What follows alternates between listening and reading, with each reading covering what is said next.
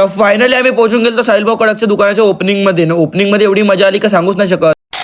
तर का म्हणता बे नागपूरचे बोट्टे हो, आपले मित्र येऊन गेले ते घरी ना. मित्र आल्यावर म्हणे का साहिलभाऊ कडकच्या दुकानाच्या ओपनिंग मध्ये जायचं आहे म्हणे. मी बी बहुत दिवसाच्या वाट पाहत होतो का साहिलभाऊ कडकच्या दुकानाच्या ओपनिंग मध्ये कधी जाऊ. फायनली तो दिवस येऊनच गेला. मग निघून गेलो आम्ही साहिलभाऊ कडकच्या दुकानाच्या ओपनिंग साठी. हर्षभाऊ गाडी चालत होता. फायनली पोहोचून गेलो आम्ही दुकानाच्या ओपनिंग मध्ये आणि आपले मित्र मागून येत होते. मित्रांनो साहिलभाऊ कडक ना तर आपल्या दुकानाचे बोर्ड इतकं कडक मध्ये बनवला होता काय त्याची काही हदच नाही. मग काही वेळातच नागपूरचे पुष्पाभाऊ पण येऊन गेलते. ते काय म्हणते बघा. आवाज कोणती मालूम है अपने साहिलभाई कडक की. तो साहिलभाई कडक किसी के आगे रुकेंगे नहीं और पुष्पा नागपुर से झुकेगा नहीं.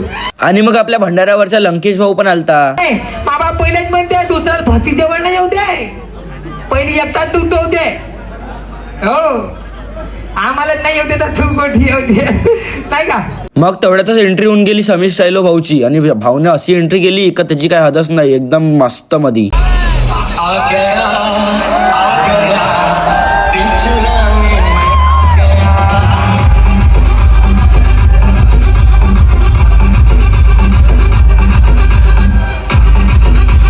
मग साहिलभाऊ कडक अजून समीर स्टायलो भाऊना गडी मिळून घेतले ना. मस्त सगळ्यांना सेलिब्रेट केलं. समीर स्टायलो भाऊना आपला डायलॉग म्हणून घेतला.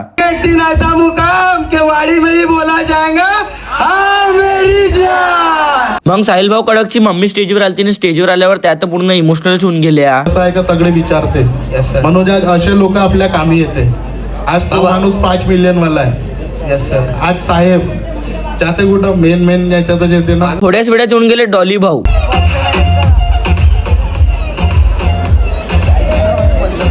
मग सगळे क्रिएटर लोक येऊन गेले साहिलभाऊ कडकच्या दुकानाची रिबीन काटाले.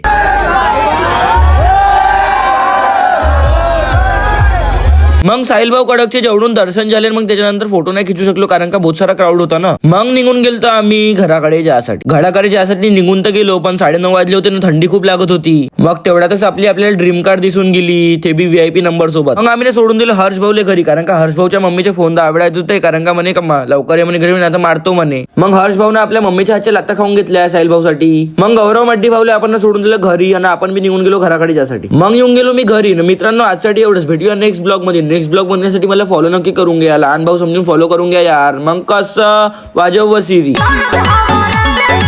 उठ जाए हरद हवा